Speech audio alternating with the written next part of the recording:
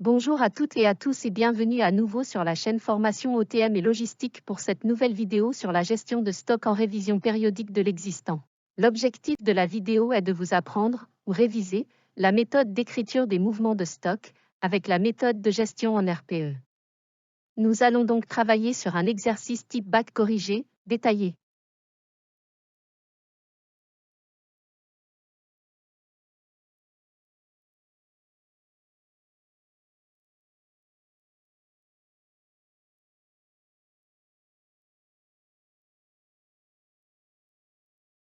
Voici les données de l'exercice.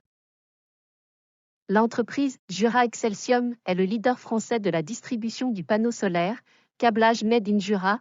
Vous êtes assistant du responsable de la gestion des stocks. L'entreprise commercialise des panneaux monocristallins de 100 watts qui entrent en phase de déclin. Votre responsable prévoit une baisse des ventes de 2%. C'est pour cela qu'il décide de gérer ses stocks avec la mise en place d'une gestion en RPE, révision périodique de l'existant. Les ventes de l'année précédente sont de 7 800 unités. Le coût unitaire rendu hors taxe d'un panneau solaire est de 37,95 €. Le délai de protection est de 15 jours. Le délai d'acquisition, qu'on appelle aussi délai d'approvisionnement, est de 15 jours également.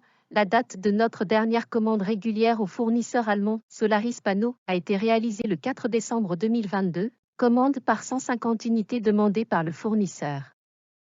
Voici la synthèse des infos sur les panneaux solaires. Panneau monocristallin de 100 watts, fournisseur, Solaris Panneau, référence, pièce 190180, adressage, A10205C, stock physique au 1er janvier 2023 suite à l'inventaire, 650 unités.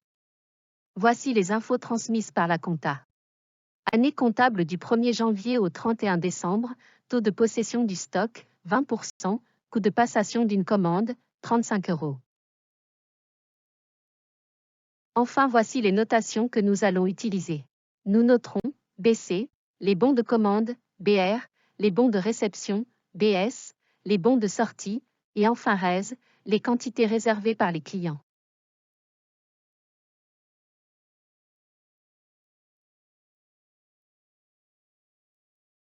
Avant de continuer sur les compléments d'infos, je vous conseille de prendre une feuille et un stylo et de noter la chronologie des opérations que vous allez voir. Commencez par noter ce que nous avons vu sur la slide précédente. La dernière commande régulière date du 4 décembre. L'inventaire au 1er janvier fait état de 650 unités de stock physique. Dans cette version de mon scénario, je partirai du principe que la dernière commande date du 4 décembre. Voilà donc les infos complémentaires à noter à la suite. Le 19 décembre, une commande exceptionnelle de 660 unités a été passée. C'est le BC, bon de commande, numéro 164, livraison le 2 janvier, bon de réception, BR numéro 2412, la livraison est partielle, il nous manque 78 unités livrées le 13 janvier, BR numéro 2419, un de nos clients a réservé, le 29 décembre, 108 unités qui lui seront livrées le 16 janvier, bon de sortie, BS numéro 587.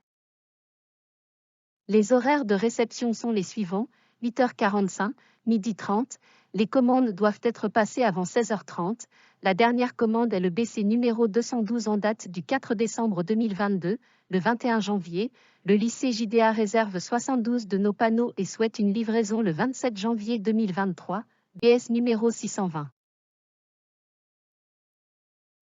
Le 3 janvier, on enregistre un bon de sortie, BS 475 de 60 unités et le 12 janvier, le BS 618 de 38 unités.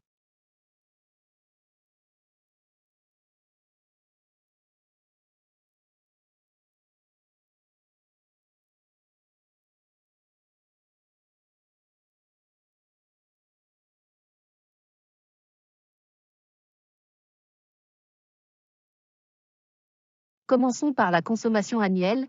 Je sais que l'année dernière, elle était de 7 800 unités et que cette année, elle sera en baisse de 2%. C'est dans les données que je trouve cette information. J'ai une réduction de 2% des ventes, je vais donc faire 7 800 fois un moins le taux, qui donne un moins 2 divisé par 100 soit 0,02, un moins 0,02 donne 0,98. Je vais donc multiplier 7 800 par 0,98 pour calculer ma réduction. Sinon je fais 7 800 fois 2 divisé par 100, ce qui donne 156, puis je retire 156 à 7800 et je trouve 7644, le même résultat que ci-dessus.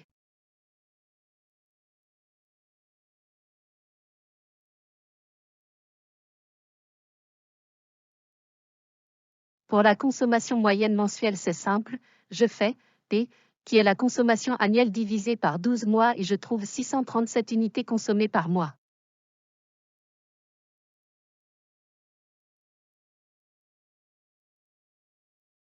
Passons à la périodicité économique de commande, en gros c'est le temps qui va s'écouler entre deux commandes au fournisseur. La formule est la suivante, racine de 288 fois A divisé par P fois U fois R. Je dois donc déterminer A, P, U et R. Et c'est ici que je vais trouver les infos.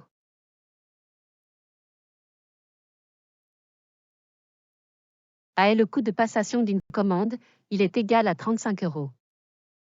P est la consommation annuelle, elle est de 7644 unités. U est le coût unitaire rendu d'un panneau, il est de 37,95 €. Et enfin R, c'est le taux de possession sous sa forme décimale, 20% c'est 0,2. Voici donc tous nos paramètres.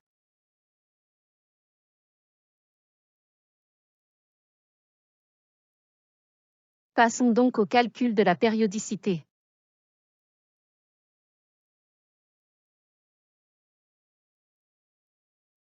Le résultat est de 0,42 arrondi à l'unité la plus proche, cela donne 1, la périodicité de commande est donc de 1 mois.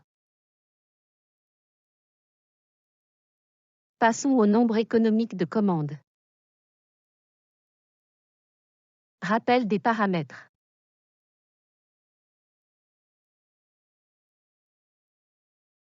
Voici le résultat. Juste avant de passer à notre fiche de stock, je tenais à vous rappeler ce qu'est le stock potentiel disponible.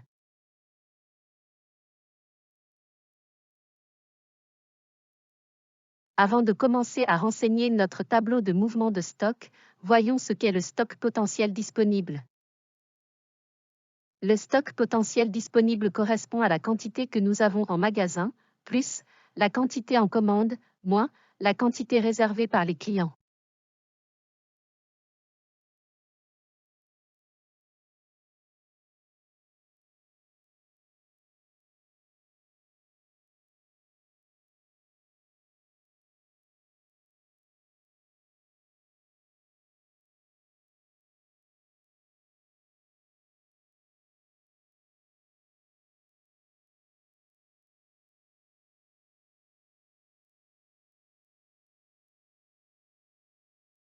Pour remplir notre fiche de stock, commençons par le haut du tableau et à droite les paramètres de gestion. Dans les données, je trouve toutes les infos pour le haut du tableau. Pour les paramètres de gestion, il me manque D et DP, je trouve les infos au même endroit un peu plus haut.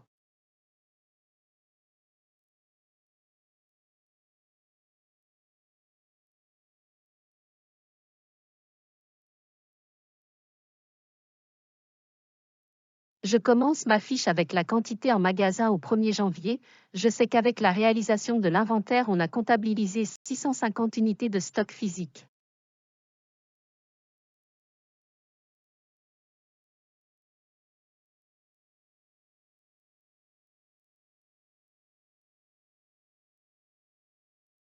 La quantité réservée par un client est de 108, livraison le 16 janvier, je trouve cette info dans les données complémentaires.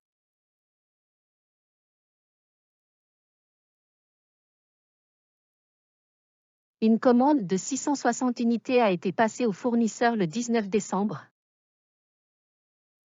Je peux donc calculer mon stock potentiel disponible qui est égal à la quantité en magasin, 650 d'inventaire, plus la quantité en commande, 660 unités, moins les quantités réservées par le client, 108. Le résultat est de 1202 unités de stock potentiel disponible.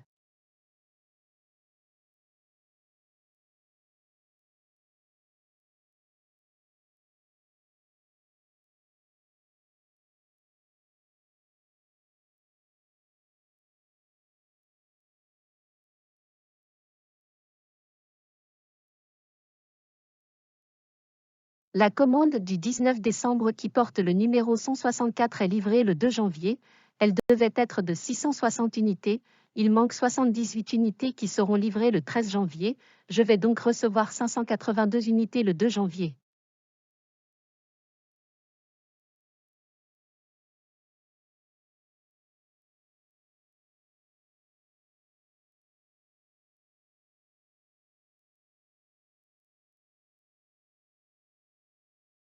Ensuite, les 3 et 12 janvier, j'ai 2 bons de sortie.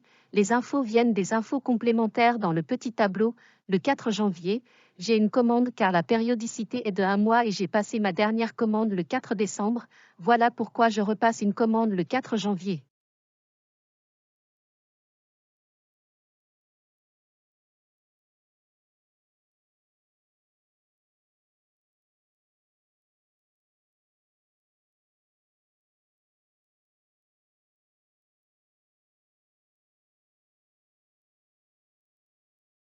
Le 13 janvier, je réceptionne le reliquat de la commande 164 de 78 unités. Pour rappel, c'est la commande du 19 décembre.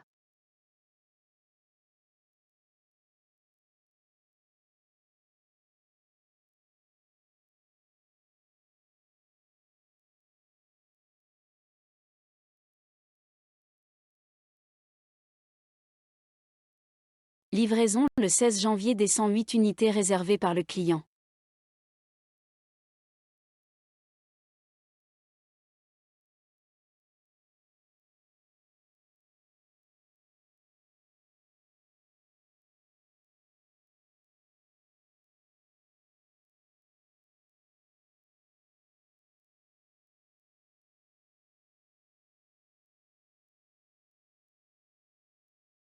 Le 19 janvier, je réceptionne la commande du 4 janvier. Pourquoi le 19 janvier? Car la commande est passée le 4 janvier, le délai d'acquisition est de 15 jours donc 4 plus 15 égale 19, les quantités de commandes fournisseurs étant de 150, je reçois donc 150 unités ce jour.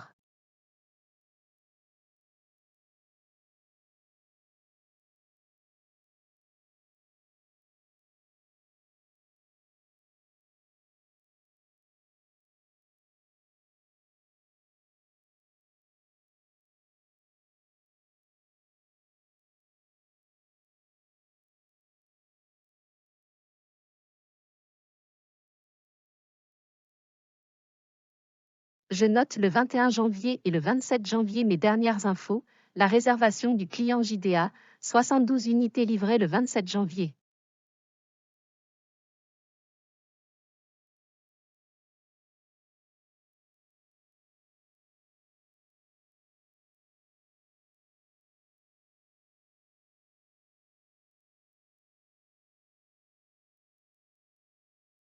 Nous voilà à la fin de la vidéo, j'espère que vous avez appris ou révisé votre gestion en RPE, merci pour votre attention. La prochaine vidéo portera sur les tournées de livraison.